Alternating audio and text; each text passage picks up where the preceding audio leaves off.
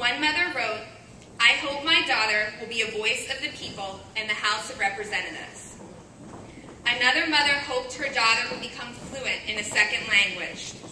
A father hoped that his son would grow up to be a family man. Our students also wrote and drew about their goals and dreams. We know that Cheyenne wants to be a nurse, Samir dreams of directing movies, and Jalen wants to be a teacher. You're here, sitting in this room today, because you share the conviction that all of us at Team Schools hold, that each and every one of our children is innately full of promise. Yet too often, our students find their dreams deferred and this promise unrealized. As a college student, I spent 4 years working in a public school in Southeast Washington, D.C. I taught summer school and after school, following my students for 4 years. During that time, I watched my students grow from curious and bouncy second graders to resigned and frustrated fifth graders. Instead of learning their times tables or reading folk tales, they learned that because of their zip code and the failing public school they attended, most of the adults at their school and in society didn't expect much at all from them academically. Whereas I knew that Antoine's curiosity would make him a great scientist, and Monica's social skills could propel her towards a marketing major, a stark abyss stood between the fifth grade skills they should have had and the first grade level on which most of them read.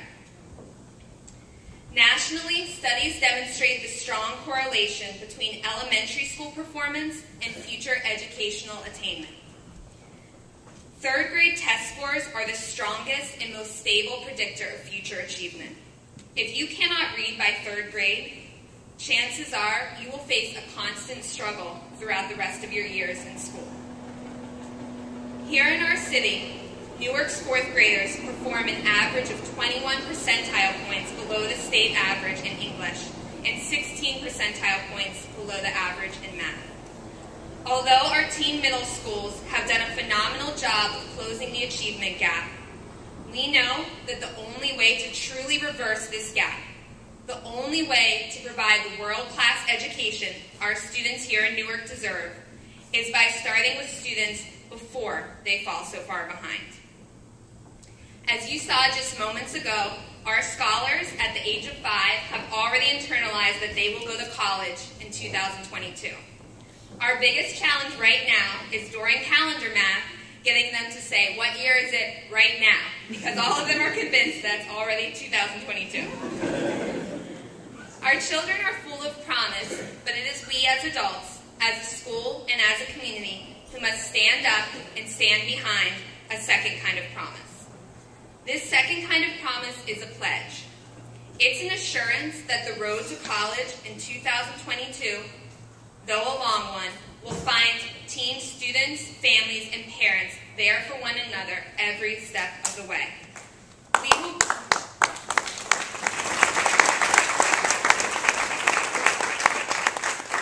We will be there to ensure that our scholars graduate from college to go on to spark the change they wish to see in our world. Spark is a promise to live our values every day. Seek knowledge, pursue justice, act as a team, reach for excellence, keep going, and love ourselves, our family, our community, and others. Spark is a promise made in the 100 homes my teachers and I visited this spring. A promise made at kitchen tables and on living room couches to cultivate scientists and readers to learn how to count and how to speak in Spanish. Spark is a promise realized for the mother who began crying when I called her after our lottery because she had been praying that this would be the year that the elementary school opened so that her 5-year-old could begin her experience in a teen charter school. Spark is a promise finally fulfilled to families of current Teen, Rise, and Newark Collegiate Academy students, I know you're here, who ask, after seeing the impact of our 3 other schools on our older students, why can't we begin earlier? I am honored to say that this year, Spark serves nearly 60 such siblings in its founding year.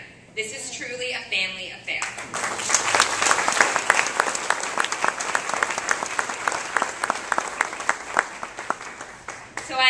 all of you gathered here today to join us in this promise to our children, to stand by them on this journey as we cultivate young scientists, develop future leaders of Newark, and encourage every child to find his own way to spark the change he wishes to see in our world. Thank you.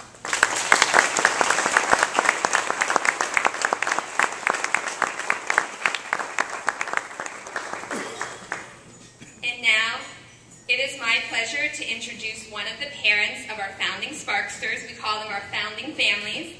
And she's here to talk about the promise of education at Teen and the belief at Teen schools that families and communities are our valued partners. Please welcome Miss Chastity David.